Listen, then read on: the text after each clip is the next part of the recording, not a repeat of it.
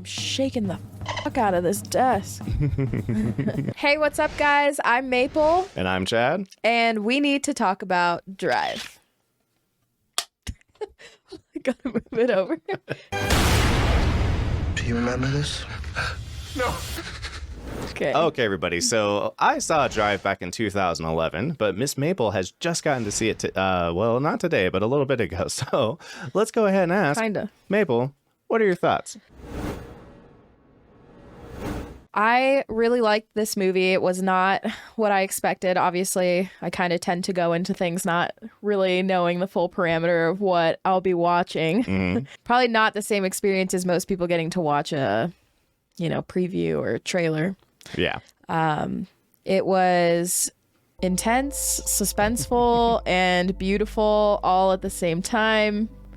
Romantic. How do you have any different feeling now that you've given it a little bit of time since you saw it initially? It's been a couple days now. It's been about a week. Yeah, I think the longer I was able to sit with the movie and compare it to some of the other things that I've seen, I grew a stronger appreciation for it. It's one of those movies that did make me want to do more research after I had seen it. Yeah, for sure. In terms of how things were filmed, I love good lighting. Mm-hmm. I love good angles, all of that. So I think sitting with it, it's one of those movies that's up there for me. Yeah. In terms of the filmmaking. Yeah, for sure. So, okay, awesome. Yeah. All right, cool. Well, let's go ahead and get into. So yeah, what are some standouts for you in this movie? Standouts would be the lighting. Yeah. And the color grading. Mm-hmm. Because not only did they use really good lighting, I think there was a lot to do with the visual setup and color pairings. So I think he's painted as this very mysterious, kind of icy exterior gentleman of sorts, mm-hmm. which changes later on. Shut your mouth, or I'll kick your teeth down your throat and I'll shut it for you. But she's this warm, soft space for him. Mm-hmm. Inviting. And if you look at the comparison of them outside of terms of just how their characters are written, and you look at the lighting in each scene, we get scenes where he's very cool toned and she's very warm. There's a few in her apartment. He's sitting on the windowsill. She comes in the top right of the footage and is looking at him, and he's cool toned. She has that warm backlight on her. Absolutely, yeah. And then even in the kitchen, and we get the mirror, you still see him with all of that blue wallpaper. Right. Lighter, icy, a lot of white light coming through the window, not very warm. And on her side, it's that warm kitchen tile on the back. Right. And eventually we see it flip, before he kind of goes out on the elevator scene. The elevator scene. Yeah, the classic elevator scene. Oh my god, he's dead, dude. Oh!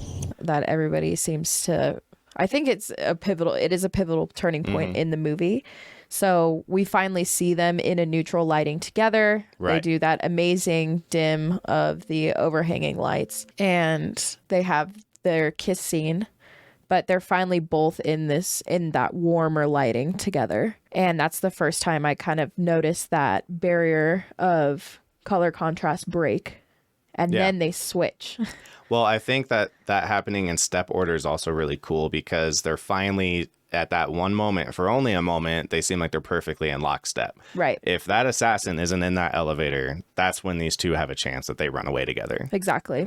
Yeah. Now they realize there's an understanding that it's just not going to work between them. So that's well, it could be like he massacres somebody in front of her. And I think that also plays with the lighting thing because, like you said, his tones are always this cool and calm kind of tone, but I think they're also hiding a very serious rage that's underneath the surface. Exactly. And so that moment, that rage, the silent rage, yeah. Mm-hmm. And so we see a glimpse of it earlier when he's at the diner after Standard comes home.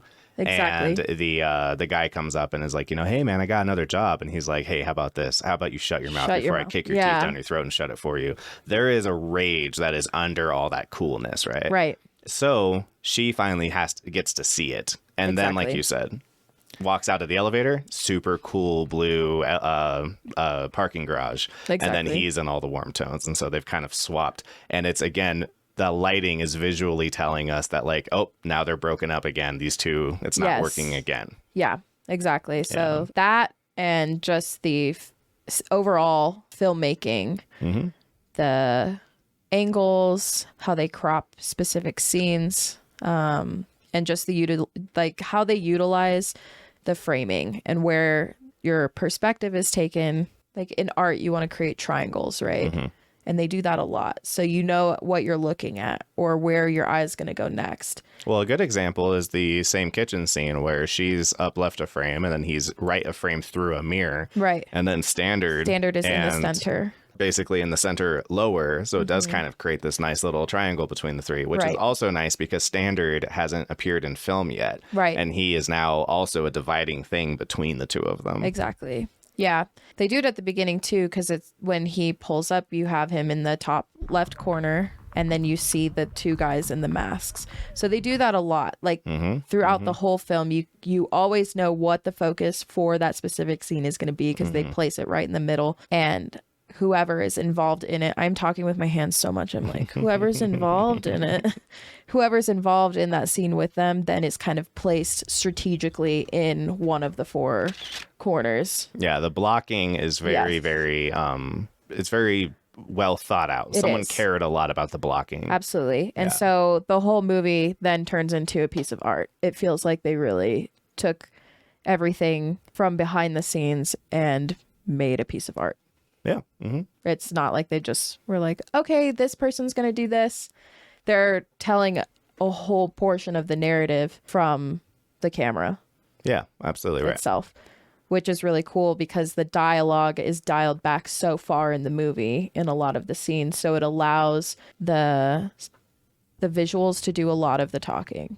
Yeah. And the actors to really just show, I think with facial acting and just how they interact in the space, it just gives a more depth to their characters and the development of the emotions and the scenes that are being played. Yeah, because there isn't constant dialogue kind of drowning all that out. It forces you to have to pay attention to what isn't being said. Yeah.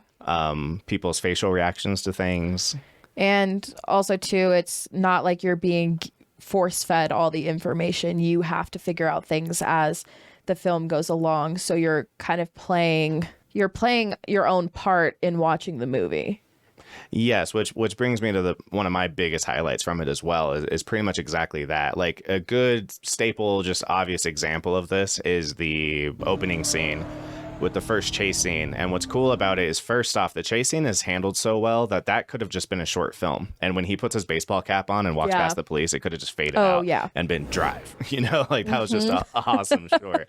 But one of the things I love about it is how it feeds you information that is some world building that keeps you on the hook trying to guess what's going on. So he's listening to a baseball game while they're trying to get away from the police, and it feels like, why is this guy wasting time with that? Isn't that distracting?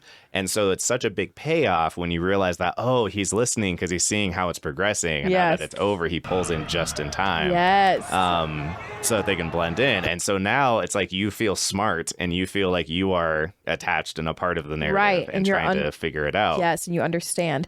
Instead of the guys in the back being like, why are you listening to the baseball game at a time like this, Yeah, no, 100%. Yeah, they could have over-explained that stuff. And you would disengage. Right. Because you're just like, oh, this movie's going to tell me what I need to know, so I don't need to pay attention. Yeah, it's like telling a joke and then having to explain it. Or explaining it before the punchline. Before the punchline. Like, oh, okay, great. And you're like, so, like, if this, then... Wouldn't that be... And wouldn't that be funny? That'd be crazy, right? Uh-huh. So the movie does that, I think, as well with the plot beats, which I'm a big fan of. So, for instance, the narrative is surprisingly unguessable without treading into the part where you give up because you're like, man, this movie's impossible. Right. It feels easy to follow, but it constantly sets you up to think the movie's about something, and then that thing normally goes away. So the first big one is that Driver, you realize that his handler basically is a guy who's connected to the mafia, and the mafia is going to pay for them like $300,000 for a race car, and he's going to have to go and win this race. And they even have conversations like, you're going to win this thing, right? And he's like, yeah, I mean, I hope so. He's like, hey, man, no false modesty. Like, you're going to win, right? the race never even happens. Like, that feels like that is the point of the movie, is that he's going to be a racer. He's the driver. You know, something's going to go wrong and he's going to lose the race, or they're going to ask him to throw the race and he's not going to want to. Like, it feels like this is the movie. That is not even kind of the movie. No. Then Standard comes home and now you're thinking, oh, okay, I get it now. This is actually going to be about him and Standard and kind of the issue of him, like, wanting, you know, they both are in love with her. Yeah, more of a romantic feud that's about to right. And pursue. She doesn't know. And maybe Standard, he was in prison. Maybe he's like a violent gangster or something. Maybe he's like a big problem and Driver's going to have to deal with him. No, that's not it either. He ends up immediately teaming up with him to like help him. And it seems like there's a possibility they could have been friends. I like the idea even when he's at dinner with all of them and he's like, you know, hey, a toast to like, you know, my family and toast my new friend. Like, yes. I love that. Yeah. And then that goes wrong. And that's not what the movie's about. Now the movie's going to be about him doing this. It's like, it kind of seems like a revenge story, but what it really is it's more of she and her son are never going to be safe as long as these people know. Yeah. And also it's kind of complicated. Like, Standard was on the hook for some money. Now that he's out, Nino is mad because some guy from the East Coast mob is coming over with $1 million from their money to try to start up an operation here in Hollywood. Right. And that's stepping on their action. So he wants to send a fall guy to go and steal the money, and then they'll kill him and steal the money from him. Yeah. So that they can, last point of contact is that guy. And so then the East Coast mob never knows that it was Nino. They think it was just Standard working on his own. The robbery inside of a robbery. Inside of a robbery, right. Yeah. And Blanche is kind of a fall guy who's connected to all of that. And so what happens is, because Nino is so paranoid and obsessed with no one ever knowing he was connected, no one who was connected will ever be safe unless all these guys die. And so then it turns into this revenge thing, like this horror movie where, like Batman, Driver goes around and just starts smoking people, you know? Well, and even I think it's still that silent rage. And now he's just been pushed to the point where it's almost, I wonder if it could be considered an annoyance. Yeah, almost. Because he didn't even, he doesn't keep the money. He doesn't care. Like, he just wants it to end. Yeah. He doesn't care about the feud between all of them. All he cared was that this girl and her kid that he came to love is safe. And I feel bad for Albert Brooks because he even tells Nino, he's like, you should have done what I told you, just leave it alone. He's offering you the money, just leave it alone. Yeah. Like, it sucks because it could have worked. And I believe him when he tells Walter White, you know, that he's like, I was excited about this thing. Like, I thought I believe him. I think he was. And I think he's disappointed that it went this way. You know? I think Nino really effed everything up. Yeah, kind of. Which you can tell that's kind of who he is, you know. Well, and it's him, and that's his character fault. Yeah, he's explaining anytime. Most of the scenes you see him in, he's complaining about his upbringing and his status, and his status. Yeah, what people thought of him. Right. No, 100%. So that hubris, you know, has just always been a problem. But it's like, also at the same time, it's like, well, it's my brother. Fundamentals are just handled so well. Right. So then they get to play a lot with visual style. And this is a movie that I think oozes style. I think another great point is the soundtrack. Yes. Sick. Yes, the music is so good. It's so good. All bops. Oh, all bops. And it's tight because it's a very kind of classic noir. It's like a neo-noir. But rather than kind of the slow jazz, smoke-filled room cigarette kind of thing. Yes, exactly. It's this like super like, dancey techno pop. Yeah, kind of cyber-y. Electro pop thing going on. Yeah, dream pop, you know, which is also cool because it gives this kind of dreamy atmosphere to the movie. Exactly. That I think a lot of it has. A lot of it almost does feel kind of like a dream, you know. Yeah. I think a huge scene is the ending when Driver and the bad guy end up meeting up. Yeah. And I love how they I love it so much how they intercut them having the conversation about like, where's the money? Okay, let's get it. It's in the trunk. And showing like a second in the future, or what is the future and what's the past of him getting the money and getting stabbed. Yeah. And then him stabbing him back. And then it cuts back again. And it's like, okay, let's go get it. Like, without getting too Crystal Mom, it kind of has this feeling, it evokes this emotion, this feeling of, again, this dreamlike state of kind of like almost a multiversal thing of like everything that has happened or will happen is happening all at the same time. Yeah, so or it's it's inevitable. Yeah. So like we're getting the money and we're talking about getting the money and you're stabbing me and we're still having a moment where we're chill in the diner. And so it's kind of just like this really cool kismet feeling, which again feels very dreamlike, you know, so that whole movie kind of maintains this awesome just kind of, and then switching from even dreamlike into like a nightmare territory when he goes and gets the old mask and he's on the ocean with the freaking Nino and he's gonna like kill him and strangle him. It's like it feels like something out of a nightmare. And it's it's freaky. And then that's the only time the music like gets really different. And they do that again actually when he goes to beat up. Song they play. Before, right? Yeah, definitely. When he's standing in the the beautiful like Italian opera. Yeah, absolutely, that was cool. Which again, that's another of that thing of the contrasty kind of idiosyncratic. Yeah. Because the dream pop doesn't fit over the noir very well either. No. Except that it does. When it's the thing you want to think you want until you have it. And you're like, oh, this is what I always wanted. Well, but on paper, it doesn't. The phrase that comes to my mind is, we knew this would happen, you know? So you see all of these things playing out and the contrast as it goes back and forth. Going back to how the movie allows you to draw conclusions based on what's happening. Mm-hmm. And it's easy, you know, as long as you're paying attention, it's understandable. Mm-hmm. And so it's just like, we knew this would happen is what kind of came to my head. Like, you know that he's not going to come out of it unscathed. Mm-hmm, mm-hmm. And somebody's going to die. Yeah. We've seen enough of it. Oh, yeah. And, you know, we knew that they can't be together. It'll never work. That's the big tip-off, I feel like, is that because they can't be together, then what is the point of him surviving at the end? Right. So I've always interpreted it that Driver doesn't make it. And that he basically dies kind of doing the thing that he feels comfortable, you know, with. Right. And that's why he's not in a hurry to like get to a hospital or something. Yeah. He just kind of lies there for a weirdly long time with his, you know, stomach wound and then just kind of drives into the night. Yeah. And it's also interesting too, people kind of say the way that they filmed that elevator scene leaves a lot up to speculation of whether or not it was a fantasy or was this actually happening. Yeah.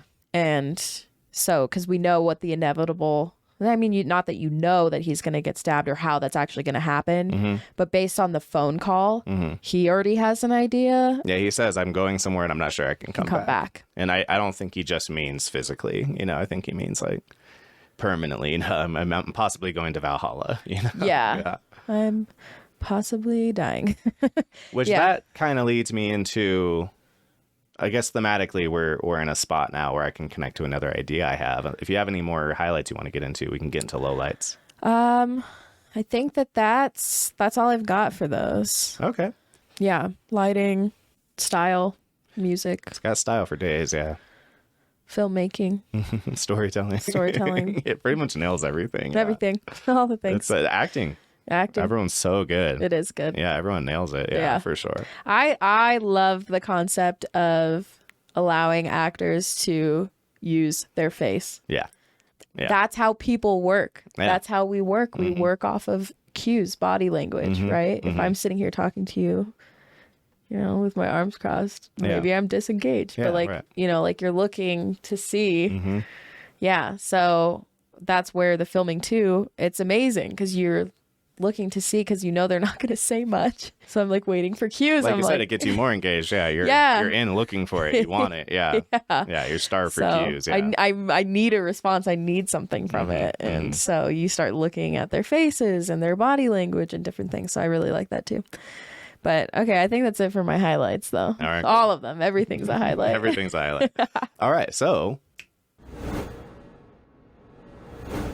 with lowlights, I wasn't sure I was going to have any, but going back again, there's some things that, again, I don't think they're huge problems, but there were things I just kind of noticed that I'm like, okay, maybe that didn't have to be quite that way. So one of the things I want to tie into a theme we were just talking about, which was the idea of like, does he live, does he die at the end, right? And what clues us into maybe the fate of the driver.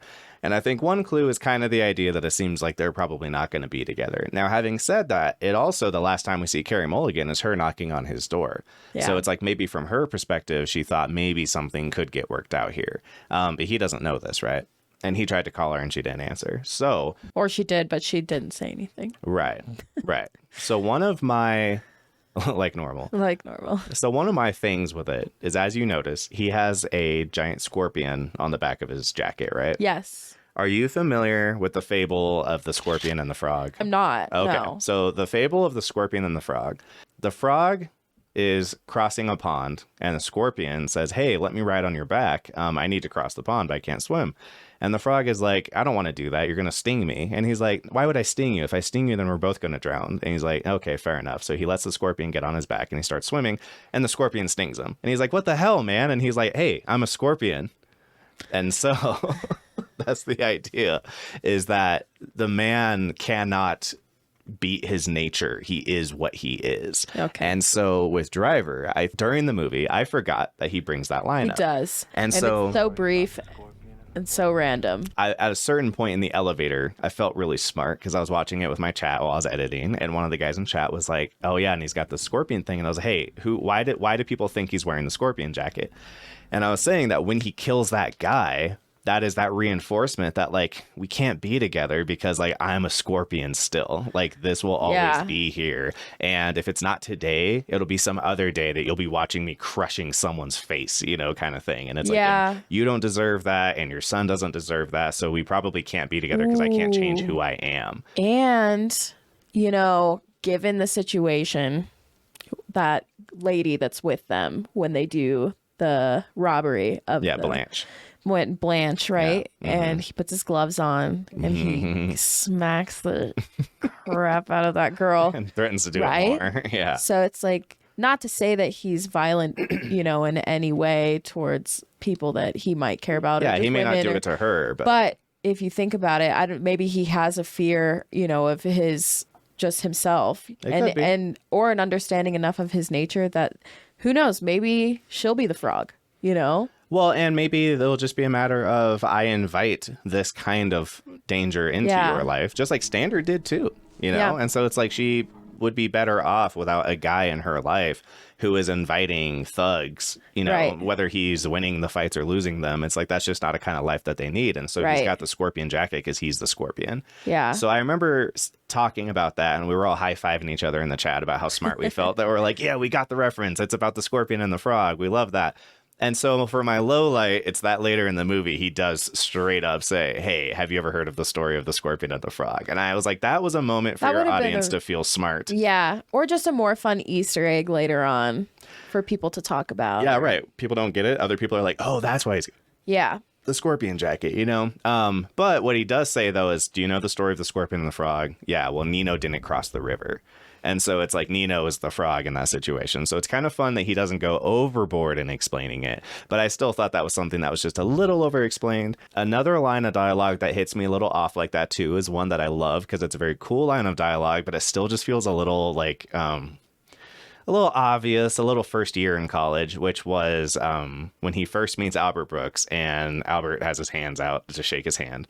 My hands are a little dirty. So am I.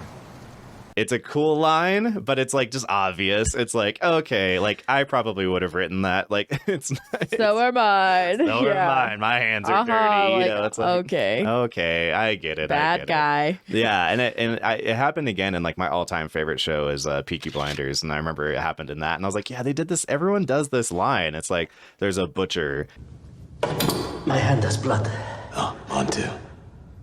And it's like, it was probably really, really cool the first time anyone ever did it. But it's like the second time, it's already kind of like, yeah, it feels a little first year in writing school. You know? Yeah. Like, my hands are dirty, so are mine. Like, okay, I get it. You know? Yeah, like he could have just said, like, I don't mind. You know what I mean? Or like anything, yeah. Or just don't have the line. Don't have the line. Just shake hands, you know. Agreed. Or don't shake hands. Or don't shake hands. Like, it is genuinely a cool line. I do like the line, but like I said, it's just too... The rest Compared of the movie... to the rest of the movie, it is a little out of place. The rest of it is so unique and not standardized and not tropey. Right. That was a bit of a trope that it felt like they kind of leaned on. And it's like, and I wonder if he struggled the same way. I wonder if, you know, Nicholas was like, man, it is a really good line. And it's a cool thing for him to say, but it just feels a little obvious and a little, you know, freshmen in college, you know, writing class would have come up with the same kind of line. And so I would agree with the dialogue thing. I think watching it was very obvious. Maybe it's something in me. I'm just uncomfortable with the amount of silence. Sure. And where it's useful, I understand, but there was a part of it in how it was used that also kind of made me feel disconnected from the characters, because it didn't feel as natural Yeah. as it could have been. I Right. think there can be a lack of silence and an intentional silence that really works, but there were just certain times where I was like, you're being spoken to.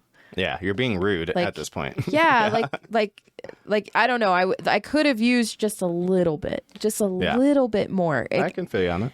And I think it would have felt a little bit better to me, because instead I was kind of like, this is a little uncomfortable. Even if just Driver was that quiet because of how he is, I could have bought it more if Carey Mulligan was a little less. But Yeah. Carey Mulligan is almost exactly as quiet as he is. Yeah. And so it feels a little odd that there happened to be two people in the world Right. that were this level of like can't talk. Can't talk. Yeah. Or even if because if you think about how we are when we're in relationships, right? You kind of start to pick up the mannerisms of the people that you're Sure. around or with. So she got like that. So if over she time. got like that over time, I think there just was a way that it could have felt more natural, but I don't hate it, right? Yeah, and the same So thing just with the a other low stuff, light, like we're Yeah. saying, it's not something that would make or break the movie for me. These are such. But- Like my two are also tiny things. Yeah, like it's very small. I Yeah. think just a slight adjustment to that, and I would have been able to flow with the relationship between them a little bit better. Yeah.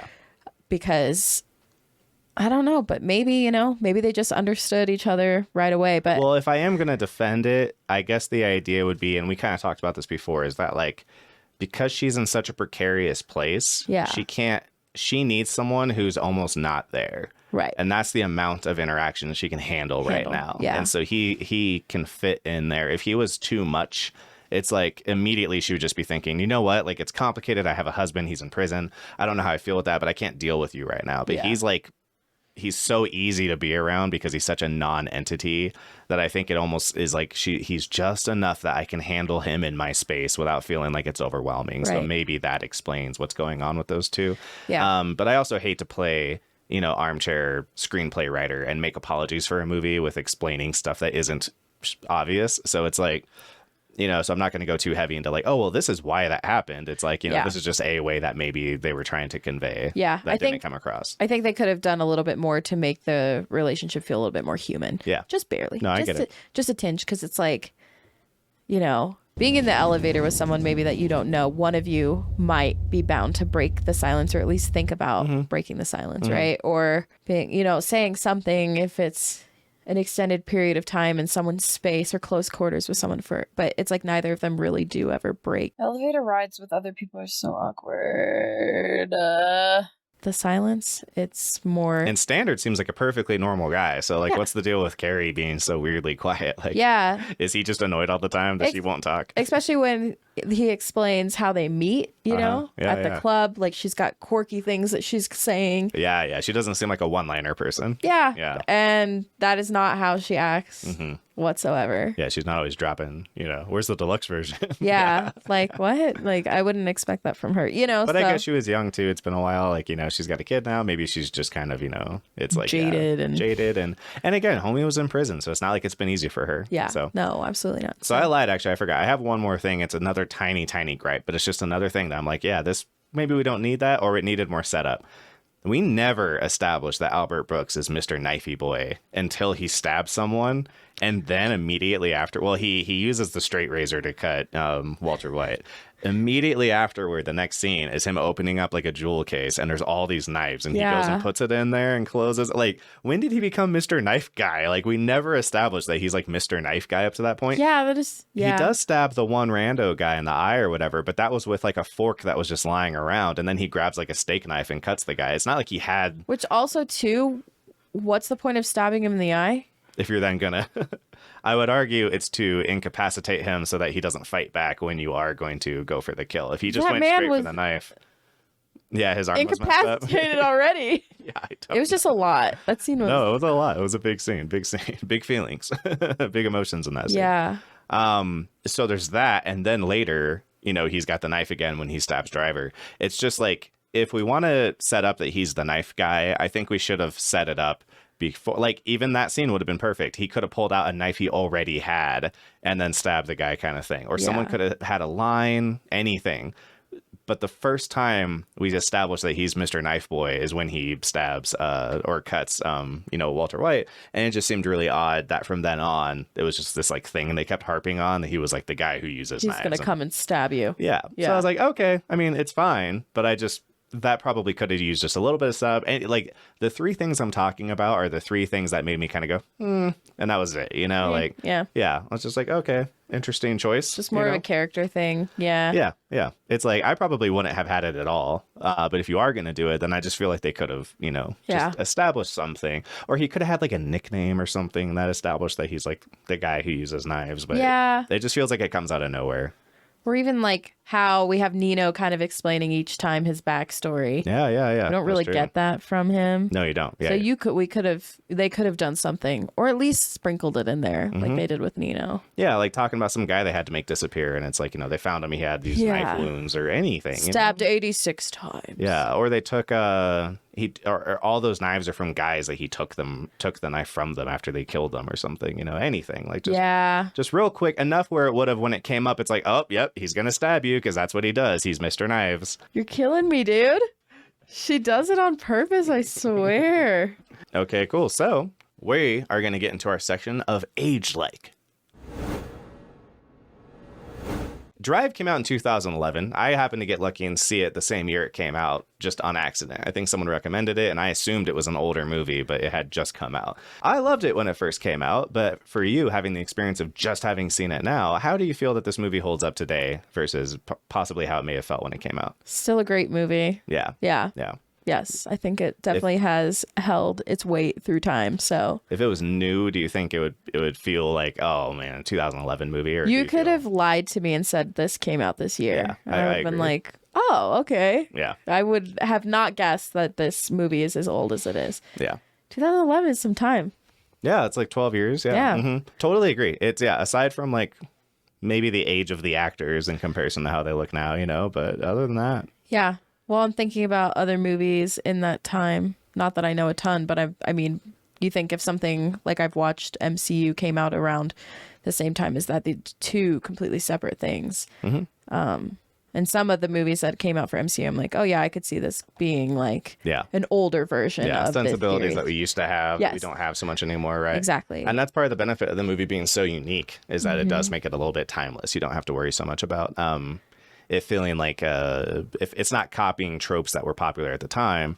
So there's nothing to kind of solidify it into being like that time. Yeah, and no one has really been able to super copy it since. No, and truly, I believe it's because they took this movie and it is a piece of art. Yeah, absolutely agree. It of itself. So yeah, Yeah. Dope. All right, so what do you think of Age Like? like wine. Age Like Wine. We've got one Drive aged like wine. like wine. Like wine straight from the box. I have to agree. Also, Age Like Wine. So we got two for us. All right, cool. All right, so last section. All right. We're going to go into our time capsule here. That is it. Us going into the time capsule. Into the time capsule. The aliens are coming. Future. Yes, All indeed. right. So, alien buddies, if you came, I just wanted you to know that I left this movie in the time capsule for you. Hell yeah, okay. Yeah, I would put this movie in the time capsule. Time capsule movie right here, yeah. Yeah, for our little alien buddies. So, if they get time in their intergalactic travel to watch this movie, I would recommend. They want to know what movies were about. What were movies? Specifically what we thought about them. Yes, We're exactly. Right. No, we speak for everybody. Yeah, we speak for the whole human race. Yeah, the thing with this movie is that it's kind of a couple things. It's definitely a noir, but because it's like a neo-noir, it probably, what I'm trying to think, so I also definitely would put it in the time capsule, but my question is like, do I put this and the Maltese Falcon in the time capsule, or does this replace that as kind of the ipso facto noir? On top of that, because it is such a modification of the normal feeling of a noir, do I put this and the Big Lebowski? Jesus Christ. Don't worry, Autumn will defeat anyone who comes to the door. do I put this and something like a Big Lebowski in the capsule at the same time? Because the Big Lebowski is kind of a big deconstruction of the noir. Is this a deconstruction, or is this just kind of a modified, more neon light version of one? So there's interesting questions of kind of what is going in if this is going in, and does this leave room for other versions of this type of movie to go in? But for now, absolutely is going in. It's a strong contender. So I love this movie, and I hope you liked it as well. I did. I really did enjoy this movie. This is the kind of movie that makes me want to be creative. And create things. With how much thought went into it. For some reason, my toxic trait is thinking I can do that. I can do that. This is absolutely the kind of movie that makes me want to make movies. Yes, make movies, make art out of film, all of it. For sure. The music, because, God, the possibilities are endless. Yes, exactly right. You could just do so much. It's not just one medium. It's everything. And it's all of it. It's so good, too, because it's not just good because they put a lot of money into it and it's things I can't do. It was a lot of subtlety and just quality writing, lots of style with their blocking choices and camera angles. Well, and even the fact that lighting test run of him driving makes it into the final cut. 100%. And that was just a lighting test run. Yep. Yeah. So those are things like I'm that. like, well, if I work hard, I can do that. Yes. Like, I can come up with cool blocking choices. I can come up with cool lighting choices. His last minute decision to change the lighting, the dimmers in the elevator. Yeah, girl. So But yeah, the last minute decisions to change the lighting in the elevator, things like that, where it seems there was a lot of, how fun, a lot of creative freedom absolutely right. to make something really cool. Totally agree. Okay. I want everyone to watch this movie. You should. And watch our reaction of it after you've seen the movie. All right. Love you guys. Thank you so much for hanging out with us. I've been Chad. And Maple. And till next time.